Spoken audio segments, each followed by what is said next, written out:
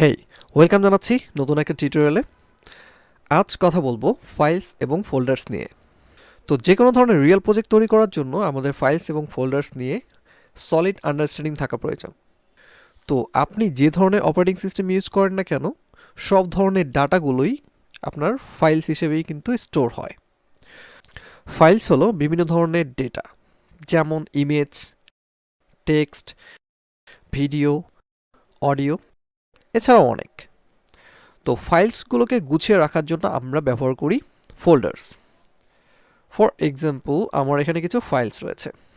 এখানে আমি কিছু ফাইলকে চাইলে অর্গানাইজ করতে পারি। এগুলো হচ্ছে আমার ব্যক্তিগত ফাইলস, সো এগুলোকে আমি মাই ফাইলস ফোল্ডারে রাখতে পারি। আর ডাউনলোড করা ফাইলসগুলো আমি হচ্ছে আমার ডাউনলোড ফোল্ডারে রাখতে পারি। এভাবে অর্গানাইজ করতে পারি।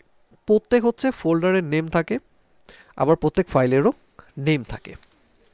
বিশেষ করে ফাইলের নেম বা ফোল্ডারের নেম থাকার মূল যে কারণ, সেটা হচ্ছে সহজেই খুঁজে পাওয়া যায়।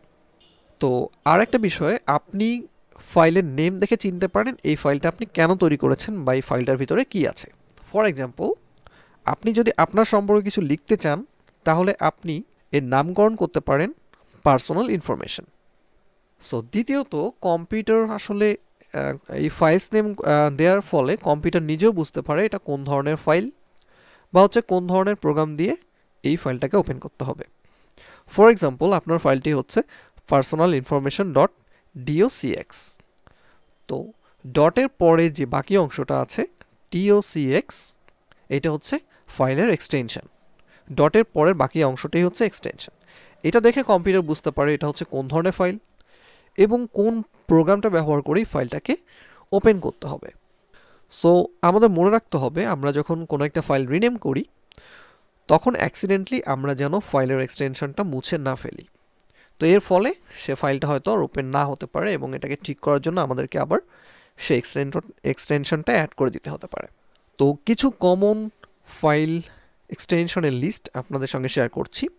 এর মধ্যে হচ্ছে আমি অডিও, ইমেজ, ভিডিও, বিভিন্ন ধরনের ফরম্যাটের ফাইলস রয়েছে। এই ফাইলসগুলো কিন্তু সবগুলোই একই।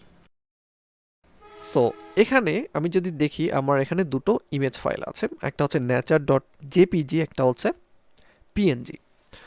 তো এখানে দেখা যাচ্ছে দুটি কিন্তু সেম ডেটা, এটাও হচ্ছে ইমেজ আর এটাও হচ্ছে ইমেজ। দুটোই ইমেজ, কিন্তু দুটোর ফরম্যাট দুটো আলাদা, একটা হচ্ছে পিএনজি আর এটা হচ্ছে জেপিইজি। তো এখানে দুটোই একই ধরনের ফরম্যাটের ফাইলস, বাট দুটো কিন্তু এক্সটেনশন আলাদা। তো এক্সটেনশন আলাদা আলাদা হওয়ার পেছনে কিন্তু কিছু কারণ রয়েছে, যেমন হচ্ছে কিছু কিছু ফাইলের হচ্ছে হায়ার কোয়ালিটি থাকে, এগুলো কোনো কম্প্রেস করা হয় না। যেমন পিএনজি, এটা হচ্ছে 1 মেগাবাইটের থেকে একটু বেশি, বাট জেপিজি ফরম্যাটে কিন্তু কম্প্রেস করা হয়, কিছুটা কোয়ালিটি লেস হয় এবং স্মলার সাইজ হয়। সে কারণে এটা হচ্ছে 204 কিলোবাইট দেখাচ্ছে। আর পিএনজিটা যেহেতু হচ্ছে হায়ার কোয়ালিটি, এটাতে কিন্তু কম্প্রেস হয়নি, কোয়ালিটি হাই, সো এটা হচ্ছে লার্জ ফাইল। সো একইভাবে অডিও ফাইলের ক্ষেত্রেও একই। ফর এক্সাম্পল হচ্ছে আপনি MP3 ফরম্যাট আছে, সেম অডিওর আবার হচ্ছে WAV ফরম্যাট থাকতে পারে। সো MP3 ফরম্যাটে কিছুটা কোয়ালিটি লেস হবে এবং ছোট হবে, এবং WAV ফরম্যাটে কিছুটা বড় হবে এবং হচ্ছে কোয়ালিটি হায়ার থাকবে। কিছু কিছু প্রোগ্রাম আছে যেগুলোর হচ্ছে নির্দিষ্ট এক্সটেনশন রয়েছে, যেমন হচ্ছে মাইক্রোসফট ওয়ার্ডের জন্য ডিওসিএক্স, পাওয়ার পয়েন্টের জন্য হচ্ছে পিপিটিএক্স, এক্সেলের জন্য হচ্ছে এক্সেলএক্সএস, এরকম বিভিন্ন ধরনের এক্সটেনশন রয়েছে। তো ফাইলস এবং ফোল্ডার্স নিয়ে এই ছিল আজকের ভিডিও। সবাইকে অসংখ্য ধন্যবাদ আমাকে সাপোর্ট করার জন্য। Thanks for watching. আসসালামু আলাইকুম।